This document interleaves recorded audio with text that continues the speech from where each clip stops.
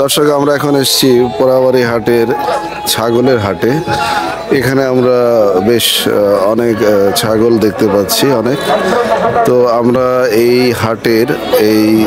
ছাগলের হাটে আমরা জানার চেষ্টা করব কেমন দরদাম চলছে আজকে এবং আজকের পরিস্থিতি, এসব সম্পর্কে আমরা বিক্রেতা এবং ক্রেতা সাধারণের সঙ্গে কথা বলবো। Welcome to our channel.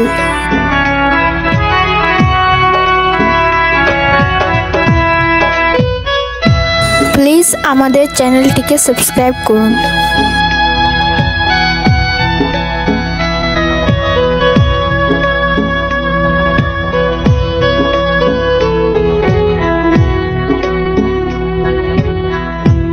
দর্শক, এই পোড়াবাড়ি হাটে আমরা এই ছাগলের হাটে এখানে একজন বিক্রেতার সঙ্গে আমরা কথা বলবো। আসসালামু আলাইকুম। আসসালামু আলাইকুম।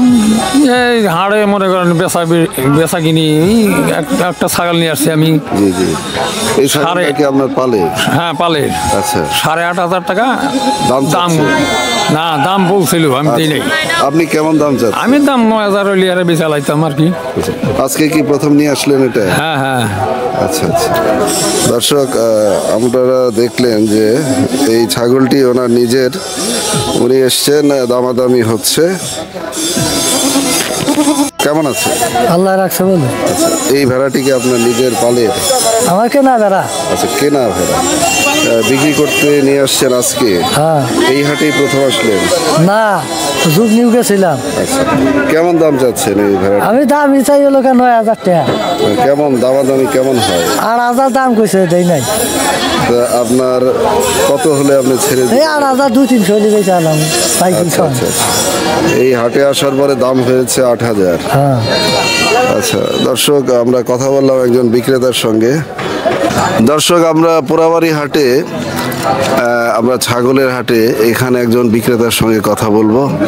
এই দুইটা খাসি। তো এগুলো কি আপনার নিজের পালের? জি, নিজের। আচ্ছা, আপনি কি আজকে নিয়ে আসলেন না আজকে নিয়ে আসছিলাম, এর আগে আসিনি এই হাটে। এই হাটে যে লোকজন নাই তা জানি না। আচ্ছা, কেমন দাম চাচ্ছেন? দাম চাচ্ছিলাম 26,000 টাকা। তো দামাদামি কি হয়েছে নাকি? হয়েছে 23,000 পর্যন্ত দাম হয়েছে। আপনার টার্গেট কত?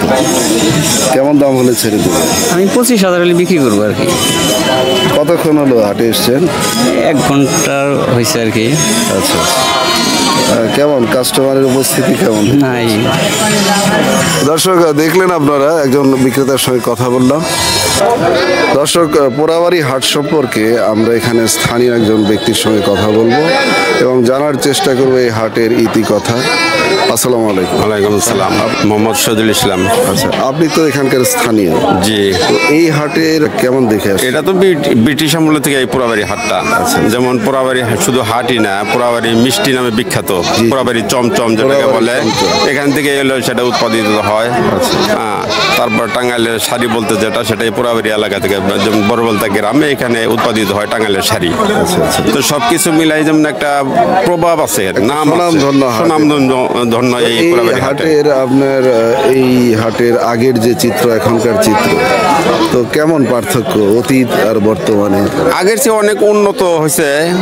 রাস্তাঘাট, হাট বাজার, যাতায়াত ব্যবস্থা আগের চেয়ে অনেক উন্নত হয়েছে। শহর থেকে বা আশেপাশের গ্রাম থেকে অনেক, না যে কোনো, হ্যাঁ অনেক ক্রেতা আসে। হ্যাঁ, বিভিন্ন জায়গায় থেকে আসে, ঢাকা থেকেও আসে।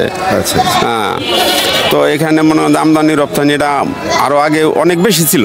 জি জি জি। এই আরেকটা হাট হয়েছে দেওহাটা, কাছাকাছি। হ্যাঁ, কাছাকাছি। ওই হাটটা হওয়ার কারণে আমাদের এই হাটটা একটু আগের মতো নেই আর কি। হ্যাঁ, আগের মতো নেই। চাহিদা কমে গেছে। গরুহাটি এবং ছাগলহাটিটা একটু চাহিদা কমে গেছে। তাছাড়া এই হাটের সুনাম সব সময় আছে। এই হাটে কি গরু? হ্যাঁ, গরু উঠতো।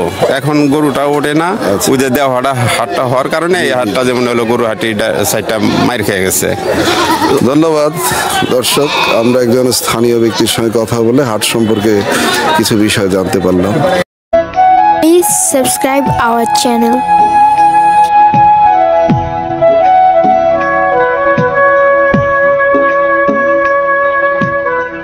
প্লিজ আমাদের চ্যানেলটিকে সাবস্ক্রাইব করুন।